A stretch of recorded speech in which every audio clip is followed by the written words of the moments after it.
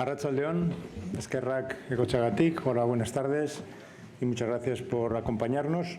Hoy tenemos la suerte de contar entre nosotros con dos personas que forman parte de este museo, de la constelación de museos. Ellas son curators en el Museo de Nueva York, Lauren Hickson y John Young.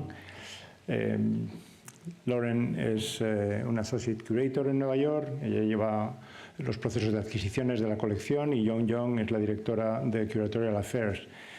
Ambas han tenido una relación con el museo histórica porque John fue co-curator de la exposición que el museo dedicó a Robert Rauschenberg en 1998 y hace 20 años fue también curator de una exposición colectiva que se tituló Imágenes en Movimiento.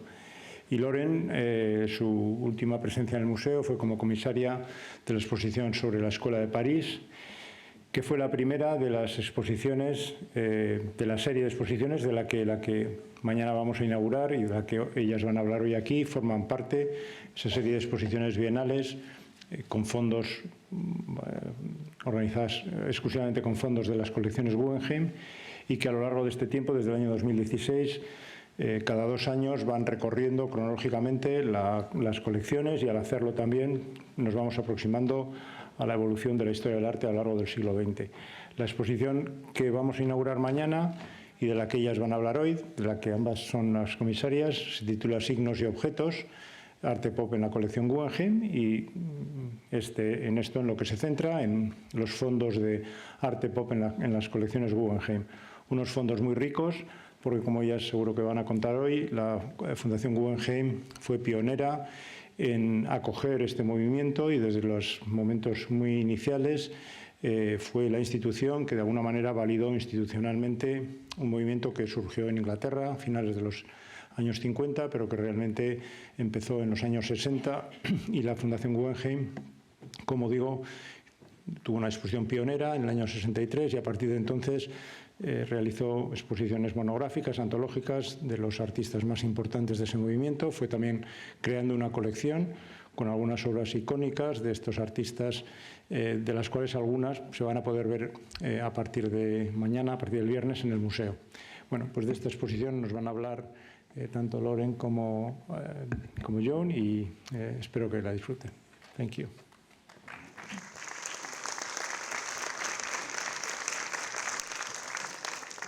So my thanks to everyone for joining us tonight. I'm Lauren Hickson. I'm the Associate Curator at the Guggenheim in New York.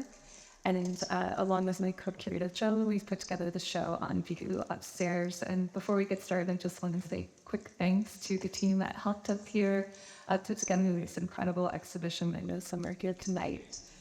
Signs and Objects, Pop Art from the Guggenheim Collection is an exhibition that features iconic paintings, sculptures, and installations by 17 artists and is drawn from the Guggenheim holdings in New York and Bilbao. We feature classic American pop artists, but also artists engaging with the movement in the UK, Germany, Italy, Colombia, and Greece, alongside contemporary artists who are responding to, critiquing, and building on the themes of pop art in today's cultural context. The explosion of pop art in America in the early 1960s really signaled the return of representational images of that the abstract expressionists of the preceding decades had mostly vanished in favor of these large gestural canvases and expressive colors. It was pioneered in London in the 1950s, and the American pop movement really took off after finding support in notable critics such as former Guggenheim curator Lawrence Alloway. Its practitioners explored the image world of popular culture and took inspiration from advertisements, pulp magazines, billboards, movies, televisions, and comic strips. In turning to the everyday rather than the ethic for their subject matter, pop artists provided an antidote to the rigidity of high art.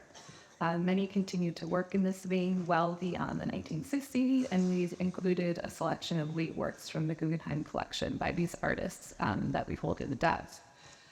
Throughout the exhibition, you all will have the opportunity to have a real introduction to pop art, but you'll also really experience spirit, range, and complexity of the art that so energetically transformed what constituted this new art in the 1960s and beyond. Or to quote Andy Warhol, art is what you can get away with. The Guggenheim is uniquely positioned to tell this story of pop art because of our institutional history and the curators who were at the Guggenheim in the 1960s. As a collections curator myself, part of my job is to study and research the objects in our collection, but also to look at who were the people who were bringing these works to us and help understand how they shaped what we have so that we can put together exhibitions like Signs and Objects. The definitions of pop art that I mentioned earlier were introduced by Lawrence Alloway, who was a British curator and critic, as I mentioned, and joined the Guggenheim's curatorial staff in 1962. In the late 1950s, Alloway had been a member of the Independent Group, a collective of writers, artists, and scholars based at the Institute of Contemporary Art in London. Along with fellow Independent Group member Richard Hamilton, Alloway is really credited with coining the term pop art to denote the creative aspects of vernacular culture. So comics, advertising, movies, and the pulp magazines that were largely excluded from the official discussion of aesthetics. Rather than a hierarchy of high and low, Alloway really envisioned a continuum. He said the new role for the fine arts is to be one of the possible forms of communication in an expanding framework that also includes the mass arts. But he was in no sense hostile to the serious-minded ambition of the New York School of Painters or the aesthetic potential of high art. He only challenged the arbitrary hierarchies that excluded popular culture from serious critical consideration. And to that extent, his interests really overlapped with a number of American artists in the late 1950s who began to really incorporate elements of popular art into their work. In 1963, Alloway curated the first pop art show in New York City, Six Painters and the Object, presenting works by Jim Dine, Jasper Johns, Roy Lichtenstein, Robert Rauschenberg, James Rosenquist, and Andy Warhol. And you can see some examples here on the ramps in the Guggenheim Museum in New York. These artists, Alloway argued, had largely abandoned the private worlds of inner struggle that had really fueled the abstract expressionist painting and embraced instead a shared public culture of mass media and urban life. The popular sources that all these artists have in common, i.e. the mass medium of the man-made environment, which Alloway went on to specify in the exhibition catalog as, quote, the use of objects drawn from communications networks and the physical environment of the city. So in place of expressive and personal gestures, the painters Alloway chose to highlight experimented with techniques that resembled industrial processes more than traditional artistic efforts. He did not provide, in addition to providing these artists in writing the catalog, he also provided an important historical frame for the six painters in his writings for the show, outlining connections between fine art and pop art, including 19th century caricature, Van Gogh, classicism, and poetry. And the museum's director at the time, Thomas Messer, also wrote in the catalog about the relationship between the good and new in contemporary art. He said, it's an intriguing one. The question arises in this new art form, is it art? And Alloway had an answer by citing the 20th century French painter Fernand Léger. Léger said that beauty was everywhere and argued for the equality of mass-produced objects in nature. Léger extended his aesthetic to take on popular art as well. In a passage of praise for window dressing in the 1920s, still a fresh and expanding form of display, he declared, quote, the street has become a permanent exhibition of ever-growing importance. These themes emerge in the pop art movement in the use of Coca-Cola bottles and Campbell soup cans in the work of Andy Warhol, or in Roy Lichtenstein's detached depiction of common objects like store signage, a key piece you'll see upstairs. In the end, Six Painters and the Object was an enormously influential exhibition at the time when many institutions shied away from pop art's transgressive mixing of high and low cultures. And journalists were quick to note the opportunity for comparison between the Kandinsky retrospective on view of the Guggenheim and the pop art exhibition, which were both being shown at the same time in the building. Truly nothing was as stark a contrast as Kandinsky's abstract transformation of real shapes into ideal or utopian forms, quoted on the canvases in 6 painters. That same stark contrast, I think, may perhaps be made upstairs right now with the Giovanni Anselmo show and pop art shows. These are artists working in 2 very different registers. Anselmo focusing on natural phenomenon and the cosmos, while the pop artists are looking at the man-made detritus of cultural consumption. Yet both arte povera and pop art were happening at the exact same moment. And so, to paraphrase Robert Rauschenberg, these artists were witnesses to their times in history, just from very different vantages.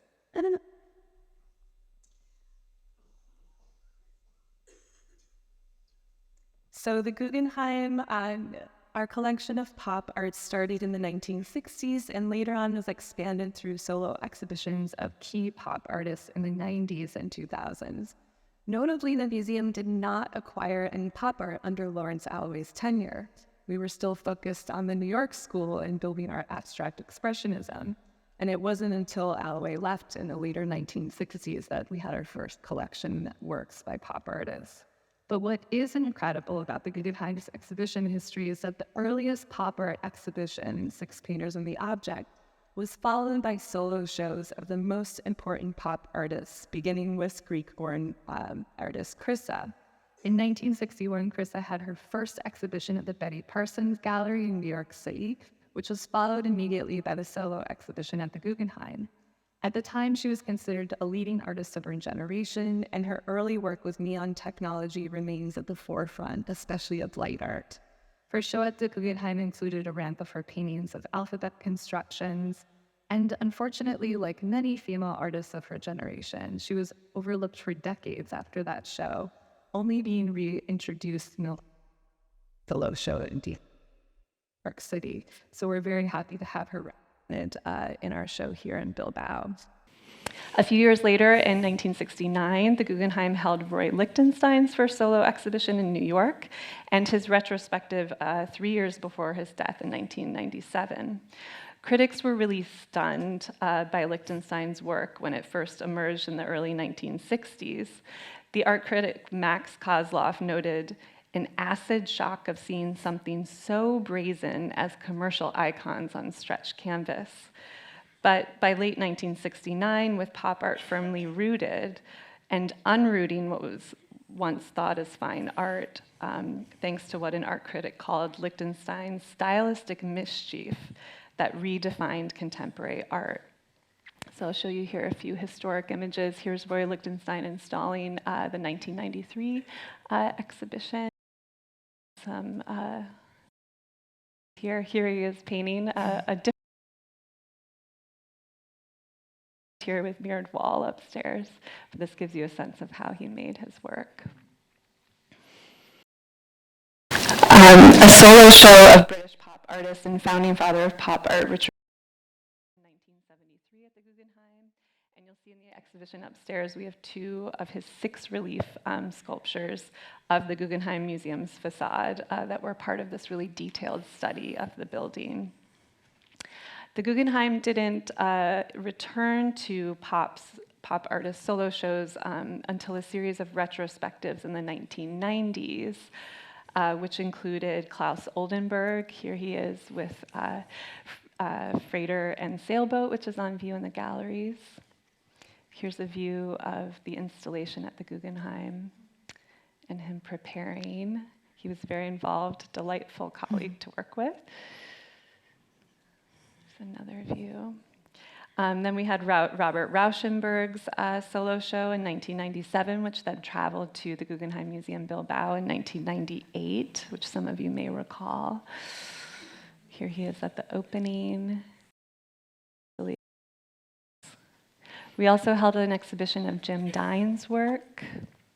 Here in the center, you can see the painting Pearls, which is on view upstairs. And finally, we held a retrospective of James Rosenquist, which was at the Guggenheim in 2003 and then traveled to Bilbao in 2004. And for this show, as viewers circled the ramps, Rosenquist's signature billboard-scaled brightly colored paintings could be seen on the move. So the spiral became this kind of kaleidoscopic view of ever-changing perspectives, which was really fitting for his work. Here's a few images of him at work and the installation at the museum. In the last few decades, a few key exhibitions on pop art emerged at the same time to tell the story of an international pop art that existed alongside, but also in contrast to the pop art of America and Great Britain in the 60s and 70s. In 2015, the Tate Modern's exhibition, The World Goes Pop, included pop objects like pinball machines and car hoods, as well as paintings and sculptures from Latin America, Asia, Europe, and the Middle East. That same year in the United States, a show was organized by the Walker Art Museum in Minneapolis called International Pop, and it featured 140 works from 14 countries, and really followed the trajectories of pop at its critical points as it contacted with global developments in art. These shows suggested that pop art was not just a celebration of Western consumer culture, but was often a subversive international language of protest, a language that's more relevant even today. Here in Bilbao, the Guggenheim has hosted a few collection-based pop shows, as well as the solo shows I mentioned, and the likes of Nikki de St. Phal, which is on view in a sculpture upstairs. And of course, the museum maintains an installation of pop art on the third floor collection galleries. You can see this image here. And I'm mentioning these shows in the context of our presentation today. I feel it's really important because it demonstrates the continued relevancy not only of pop art as we know it, in the classic historic sense, that brings new readings, positionings, and artwork that has a lasting impact on the contemporary scene. Okay. And I just wanted to kind of quickly note about the exhibition title, Signs and Objects Pop Art from the Guggenheim Collection. We selected this as was actually an alternate title that Alloway had originally conceived of for the exhibition mentioned Six Painters Object, that very groundbreaking exhibition from 1963. So we thought that we would sort of resuscitate that and structure the exhibition around that. As Lauren said, according to Alloway, the artists of the pop movement in the 60s drew inspiration from the communications network and the physical environment of the city. In other words, the familiar commercial language of mass media and the materials, familiar materials drawn from everyday life. And so we've structured the kind of bulk of the exhibition into two galleries, focusing first on signs and then objects. So we will begin to kind of share some information about just a few selection of those from those galleries to give you a sense of what is in the exhibition and give you a bit of a preview. Yeah. So just to build on what Joan was saying, this idea of the visual language of commercial culture and advertising is what we're looking at in the signs gallery, the actual signs and symbols of culture. And so, of course, a key figure in that sense is Roy Lichtenstein. We see that in 1962, pop art really arrives in New York City. Lichtenstein and Warhol were two of its biggest proponents, and they both had major one-person shows in New York. And pop artists at this time were really creating an impersonal art, and Lichtenstein was known for that. He accomplished this by borrowing conventions associated with commercial printmaking, processes, like using the kind of sharp black outlines that you see in the work Gur here on the right, bold primary colors, and the Ben-Day dots from comic strips. Lichtenstein was actually known to be quite ambivalent about the narrative content of his paintings, seeking instead to focus on the artifice of sterilizing motifs like war and domestic settings or sunsets with the kind of same cold, detached, almost mechanistic style. And yet, following his large-scale paintings of these comic book panels like Gur, and advertisements in the 1960s, Lichtenstein increasingly turns his attention to exploring various 20th century art movements. So in works like Girl with Tear, for example, we see him borrowing and reconfiguring motifs from surrealist paintings by Magritte and Dali. In locating himself within this modernist tradition, or perhaps turning his processed hand towards it, he could have been in response to some of the critical reception of his work at the time. When his work was first introduced in the art world in 1962, the traditional art world really recoiled. One critic wrote that, quote, "The very gallery seemed defiled by some quack churl who couldn't or didn't adhere to the idea of painting as easel art. For this was a comic strip and mail order world that unlivably refused to stay in its place, one that would scream down any poor victim of an artifact, work of art, or person unlucky enough to be caught within its optical range." So quite searing. But by the time the Guggenheim gave him his solo exhibition at the end of the 60s, the audience had regarded him as classic as well as contemporary. And so that same critic that was so horrified at the start of the 60s remarked, "It's not that Lichtenstein had somewhere receded into art, but that art was redefined." So a little bit of eat your vegetables there for that critic. Also included in the exhibition is a work that I'm sure is familiar to all of you, this wonderful James Rosenquist flamingo capsule from the Guggenheim Bilbao's collection. Drawing from his career as a billboard painter, Rosenquist introduced many techniques and tropes of the sign painting trade into his practice. He broke apart and recombined images, drawing from advertising, used commercial paint, and worked at a very large monumental billboard-sized scale. He fragmented, rearranged, and juxtaposed familiar imagery to create surreal, swirling compositions. This is particularly exemplified in the 1970 work Flamingo Capsule, which commemorates the American space program and is dedicated to the 3 astronauts who tragically died in a 1967 fire during a training session for the flight of Apollo 1. We are particularly grateful to our colleagues in Bilbao who generously allowed us to include this iconic work in our presentation, borrowing it from the third floor collection galleries.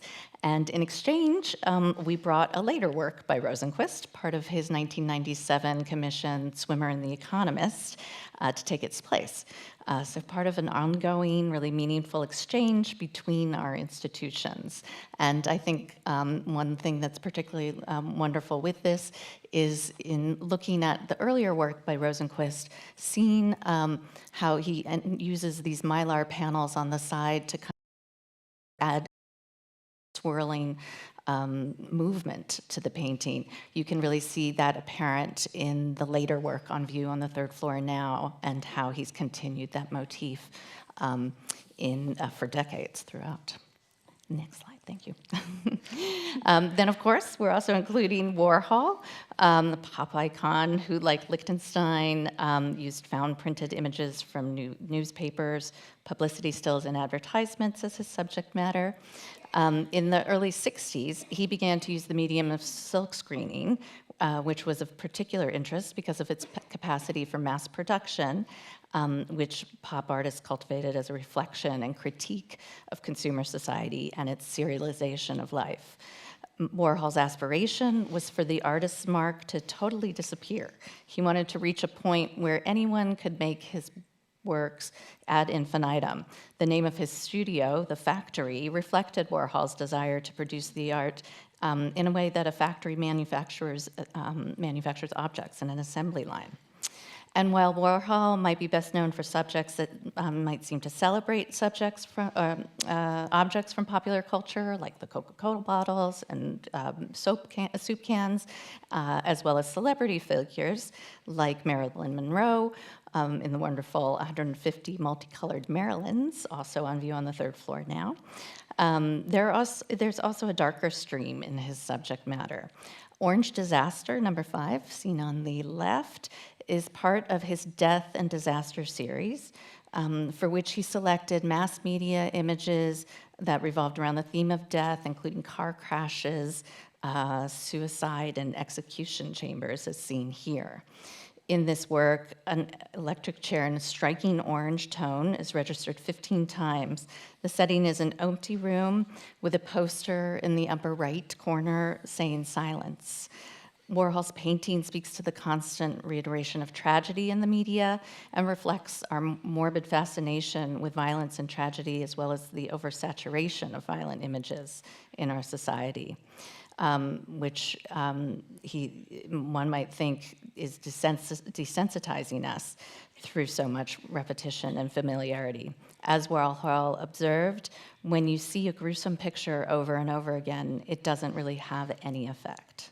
So while pop artists were sometimes criticized for an exuberant affirmation and thoughtless espousal of the low of American consumerism, works like Orange Disaster also suggest another dimension to the work, not exactly perhaps searching for the spiritual pinnacle and the art like the abstract expressionist painters, but certainly suggesting nuance, reflection, and a critique of contemporary culture at the time.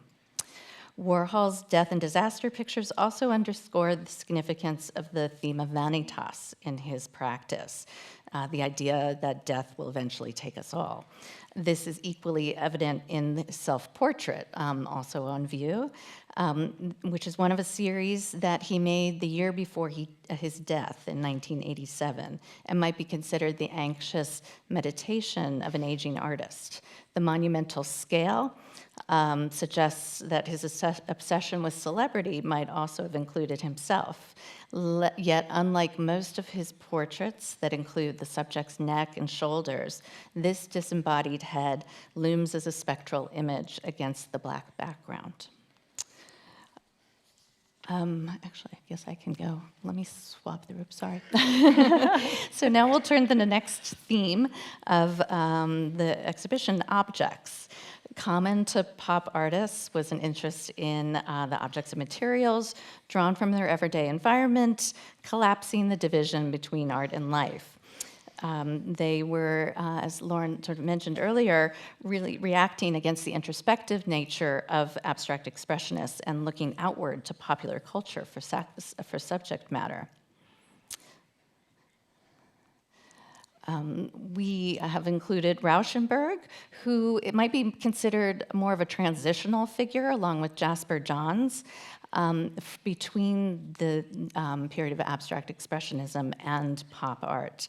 His assemblages and paintings incorporate found objects, particularly universally available materials such as cardboard, plastics, and scrap metal, as well as mundane imagery applied by transfer techniques or commercial silkscreen processes.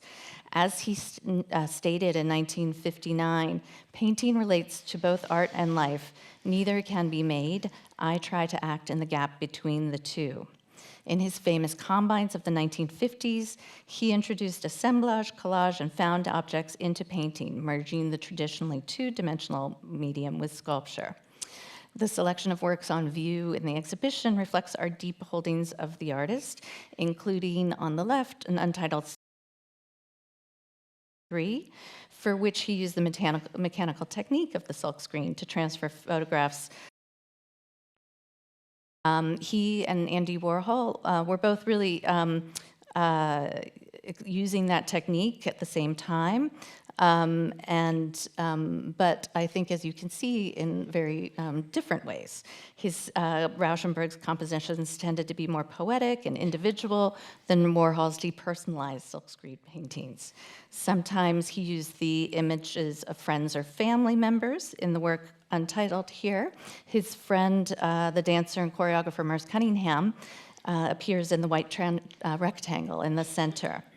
That photo is juxtaposed with images of classical architecture and sculpture, as well as urban scenes and rockets taking off in flight in the lower register, as well as gestural paint strokes by the artist and metal and plastic found objects that are attached to the surface.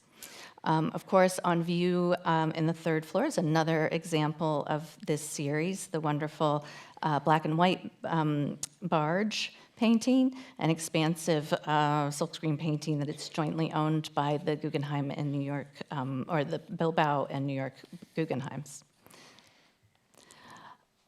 Oh, actually, I want to go back, sorry, to talk about the piece on the right. In late 1970, Rauschenberg actually relocated from New York to Florida, to a beachside town. And with the loss of the familiar palette of materials and images he could find on urban streets, he began to work with found cardboard boxes, a material that's really pervasive in any locale.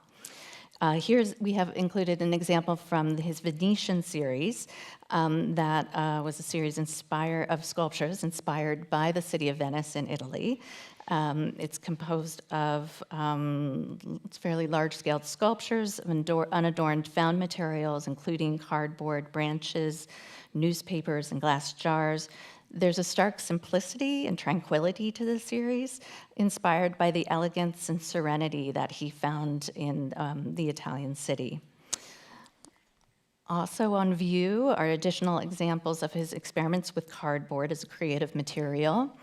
In 1971, he began to bend, flatten, cut, staple the material to create wall sculptures that he called cardboards, but he then translated this series into an innovative print format, seen here, entitled Cardbirds, sort of creating these almost these sort of lofty bird-like forms that seem to float on the surface of the wall where they're installed. For this series, images of found cardboard have been printed via various techniques and combined with actual pieces of cardboard in an intriguing play between representation and reality.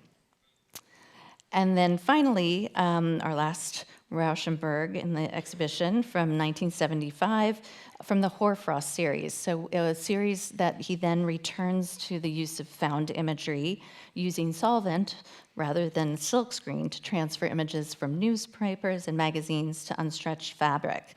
The series was actually inspired by a birthday gift from James Rosenquist to Rauschenberg of a bolt of transparent silk that reminded Rauschenberg of a hoarfrost, or frozen water vapor, a word that he had discovered in Dante's Inferno. According to the artist's instruction, the unstretched fabric works are to be attached to the wall with push pins inserted in the upper corners, allowing them to respond to air currents. Again, this sort of insertion of light, real life into art, and move accordingly. We also have borrowed another work from the Bilbao collection, Sigmar Polka's Catherine's Morning Wood. As Lauren mentioned, we really wanted to expand beyond just the kind of traditional canon of pop artists, American pop artists in particular, to include those from elsewhere. Sigmar Polka, of course, is a German artist who, along with fellow German artists Gerhard Richter and Konrad Fischer, developed an art movement known as capitalist realism in the 60s that adopt pop's language of commercial imagery as well as found materials to interrogate aesthetic conventions and critique the assumed originality of so-called high art. These artists took a critical and ironic look at the two aesthetics that epitomized a polarized German culture in the throes of the Cold War, pop art and social realism. Polka's early works, humorously called polka dots, were a hand-painted parody of the Ben-Day dots characteristic of Roy Lichtenstein. However, he was interested less in the techniques of his American contemporaries and more in the phenomenon of desire in consumer society. One of the most important contributions of capitalist realists was the extension of the boundaries of painting as a medium. For example, in Catherine's Morningwood, he applied the depiction of a kind of prototypical domestic interior on an assembly of fabric fragments with framed media clippings and a portion of a wooden box attached to the canvas. Likewise, in a performative gesture, he broke the painting stretcher and added the pieces of it to the surface of the composition. Another curious aspect is the artist's signature, with his own name appearing upside down. I don't know if actually I can point to that right here. And then, hard to see here, but when you see the work in person. And then also, though, writing Matisse, signing Matisse, right side up, radicalizing the artist's self-referentiality in this work. So along with Polka and Rauschenberg, who were working with found materials and assemblage and collage. We also are presenting two works by Mimo Rotella, who's an Italian artist who worked in 1950s post-war Italy, making decollages, so tearing posters from the street and gluing these materials onto canvases, then tearing them again to create these really abstract composition, like the two works in the show, Casablanca from 1965 and Tender as the Night. New methods of commerce and technology were really proliferating in Italy under in this moment, and the lure of celebrity culture was really unavoidable.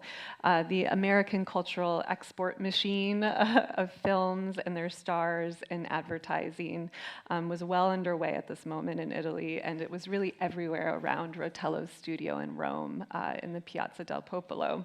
So he was constantly confronted with these images, and he was interested in this idea of a new perspective of art, because at the end of 1960, he joined the Nouveau Realistes, which was an international group of Paris-based artists who were really united by this desire to present new perceptive approaches to the real, in opposition to what they perceived to be art informel's refusal of the modern world. So much like the American pop artists who were rejecting the abstract expressionist works.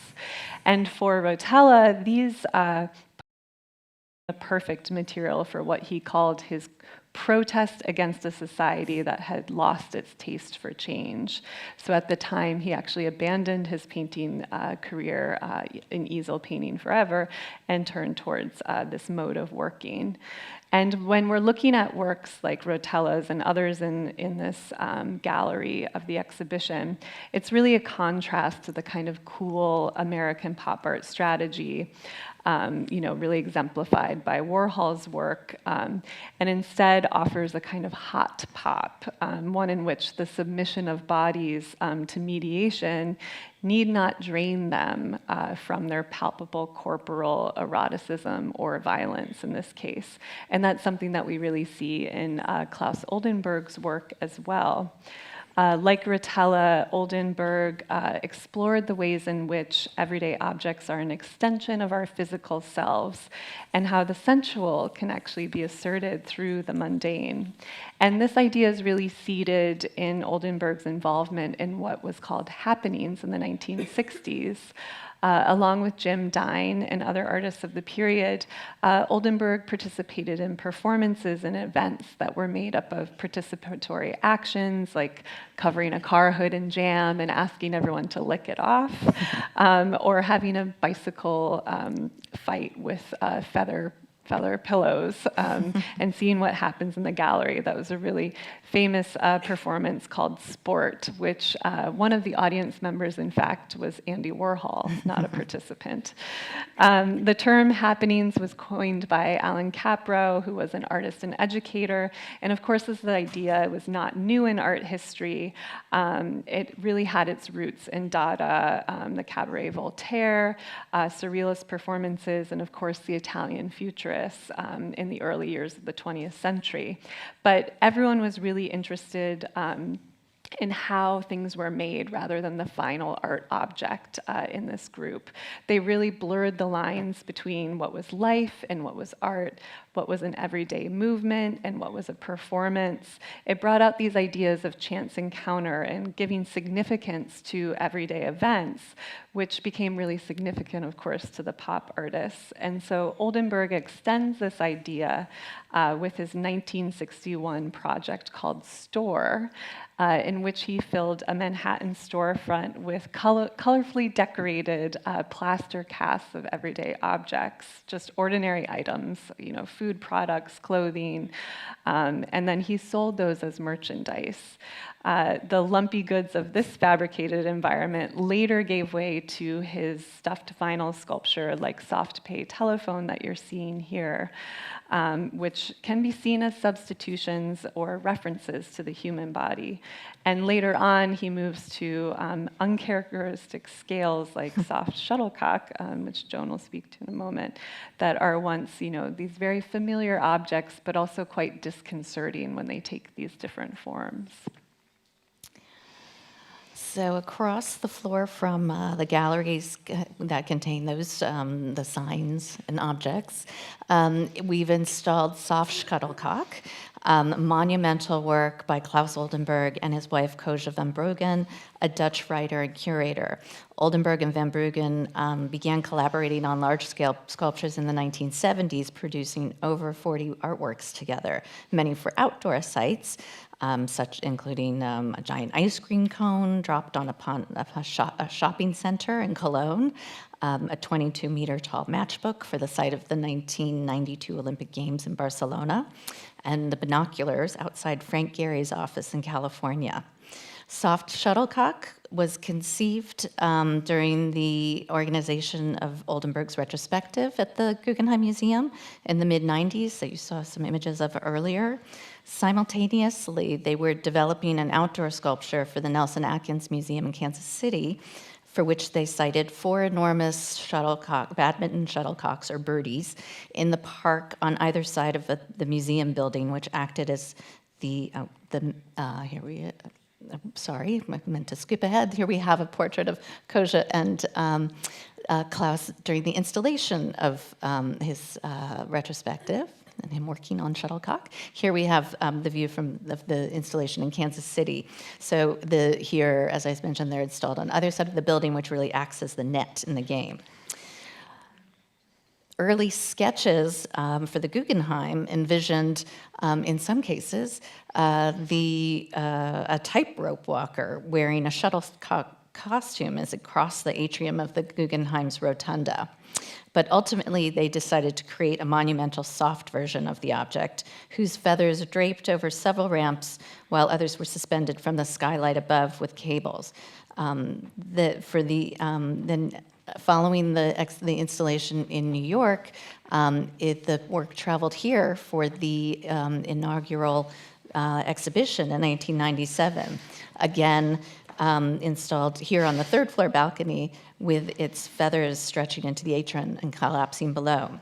For our presentation this year, it is installed, the shuttlecock is now installed in Gallery 208 with the cone sitting upon the floor and the feathers unfurling around it, enabling one to more directly experience the monumental scale, as well as the manner in which Oldenburg and van Bruggen ultimately elevate the trivial to the level of the sublime.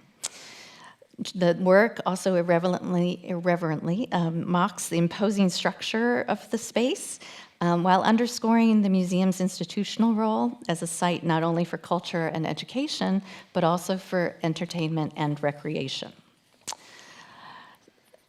So, as we mentioned at the beginning, I think at the beginning, that we also included a few selections of contemporary artworks by artists who are extending the legacies of pop, engaging in its forms and languages to critique and politicize its themes, particularly the language of consumerism and consumption. Here, we're just going to quickly show a work by Lucia Hierro, who is an artist born in New York in 1987, who creates sculptures that celebrate her Dominican American culture that, as she notes, she rarely sees in museums. She has a series of oversized soft sculpture that certainly reference Oldenburg and engage in a discourse of cultural identity, consumerism, capitalism, and socioeconomic issues. A large tote bag is filled with renderings of objects found in typical neighborhood bodegas or grocery stores, combining both American and Caribbean products such as sneakers, lottery tickets, baseball cards, and the iconic New York bodega coffee cup. And then finally, you will also encounter a work by the Italian artist Maurizio Cattelan, who's often characterized as a trickster of the art world for his irreverent and absurd artworks that interrogate societal norms. He often engages with public figures and popular icons. In this work, casting the character Pinocchio from Walt Disney's classic 1940 animation in a tragic tableau. Originally, the work was conceived to be installed in the elliptical fountain at the base of the rotunda of the Guggenheim in New York, which you see here on the right. The floating figure suggesting that the beloved puppet plummeted to his death from the spiraling ramps above and might be the victim of foul play, a tragic accident, or perhaps even a suicide. Here, we've achieved a similar scenario, installing the work beneath a third-floor overlook, equally intrigue visitors. So throughout the exhibition, there's really this cacophony of recognizable images, densely applied to canvases, repeated ad nauseum in silk screens, or anthropomorphized into these oversized objects we've been talking about. And in each of the works in the show, we can really imagine them embodying Lawrence Alloway's articulation that, quote, popular arts of our industrial civilization are geared to technical changes which occur not gradually, but violently and experimentally. Pop artists were also modeling behaviors that seemed radical but are now common. The image world as extension of self, commerce and glamour, colliding as individuals build their own brands to encourage consumption. The rise of social media and proliferating uncontrolled internet with artificial intelligence waiting to take the wheel. I think we can argue in our current cultural context, Andy Warhol's perfectly realized selfie culture with the cult of celebrity individualized to our pocket computers, that this violent and experimental moment that Alloway recognized back in the 1960s is speeding towards accidents and perhaps new images that we can't even yet imagine. So 30 years after his death in 2019, on one of the biggest stages in the sports world in America, which is the American Super Bowl, a football game that just aired, this year's version just aired on Sunday night and had 123 million people watching it. Andy Warhol became a shill for the American food chain Burger King.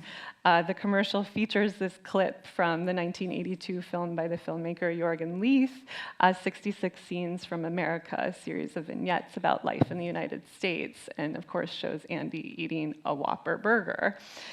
So it seems that we are now all living in Andy Warhol's pop art world, and that's the one where he said, "Good business is the best art." So thank you for joining us tonight, and we hope you enjoy the exhibition.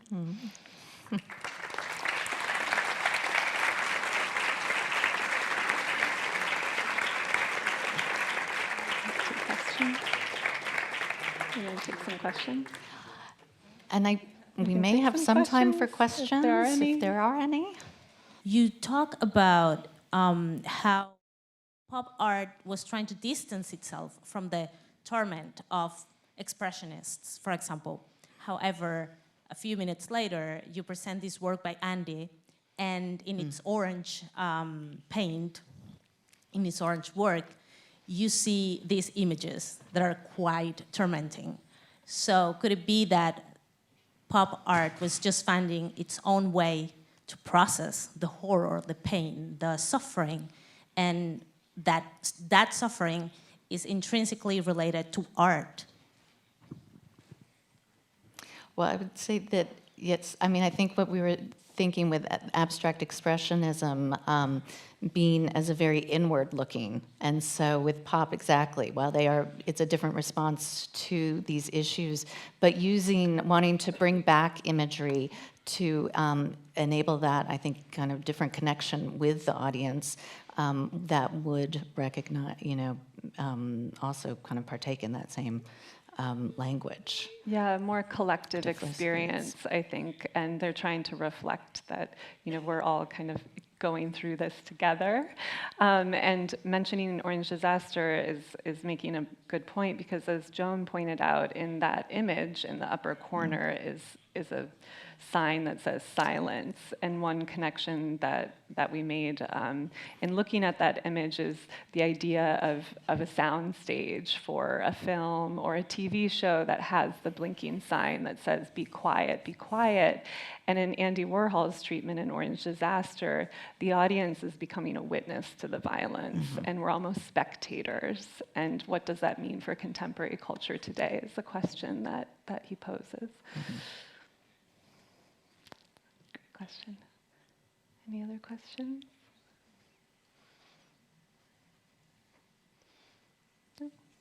Well, if not, we hope you have the opportunity to see the show in the coming months and are able to enjoy it as much as we did putting it together. Thank you for joining us.